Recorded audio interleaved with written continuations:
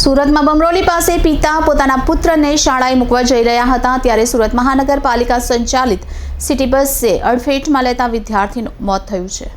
સુરતમાં માટેલા સાંઢની જેમ ફરતી સિટી બસ અવારનવાર અકસ્માતો સર્જી રહી છે ત્યારે પિતા પોતાના પુત્રને શાળાએ છોડવા જઈ રહ્યા હતા એ દરમિયાન સિટી બસે બાઇકને અડફેટમાં લીધી હતી જેથી રોડ પર પટકાયેલા પિતા પુત્ર પૈકી ધોરણ 11માં અભ્યાસ કરતા પુત્રનું મોત નીપજ્યું હતું જેથી રોષે ભરાયેલા લોકોએ બસના ચાલકને ઝડપી લઈને પોલીસ હવાલે કર્યો હતો। મહાનગરપાલિકા સંચાલિત સિટી બસ ફરી એક વખત યમદૂત બની હોવાનું સામે આવ્યું છે। શાળાએ પુત્રને બાઇક પર મૂકવા જતા સિટી બસના ચાલકે બંનેને અડફેટમાં લીધા હતા જેથી ઘટનામાં માસૂમ પુત્રનું કરુણ મોત નીપજ્યું હતું।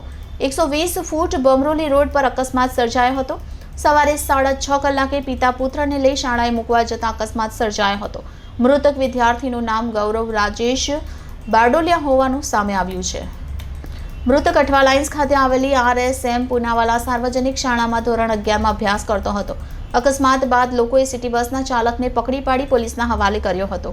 સુરતમાં બેફામ દોડતી પાલિકા સંચાલિત સિટી બસના ચાલકો હજી સુધારવાનું નામ લેતા નથી। ભાજપ શાસકો દ્વારા બનાવવામાં આવેલા કડક નિયમો માત્ર કાગળ સીમિત હોવાનું સામે આવ્યું છે। નિયમોની એસી-તેસી કરતા બસ ચાલકો વિરુદ્ધ કડક કાર્યવાહી ક્યારે તેવા સવાલો ઊભા થઈ રહ્યા છે। મારું નામ સુનિલભાઈ મોડાવાલા છે।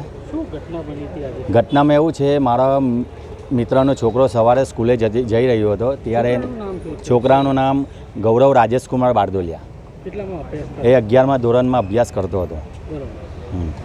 એક્સપેરિમેન્ટલ સ્કૂલમાં અભ્યાસ કરતો હતો। જ્યારે એના ઘરેથી જઈ રહ્યો હતો ત્યારે કોમર્સ સર્કલ પાસે સિટી બસ અડફેટવાળાએ ફૂલ દારૂ પીધેલો હતો, એને અડફેટમાં લઈને એનું મોત નીપજ્યું છે।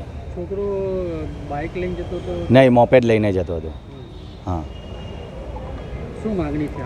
માંગણી સરકારને એવી જ છે કે આવા બસ ચાલક બેફામ બન્યા છે એને તમારે નિયંત્રણમાં લેવા જોઈએ ને ડ્રાઈવરને કડકથી કડક સજા થવી જોઈએ। પરિવારમાં કોણ કોણ? પરિવારમાં એમના ફાધર છે, મધર છે, એમની એક મોટી છોકરી છે ને આ એક છોકરો હતો, એનું મોત નીપજ્યું છે।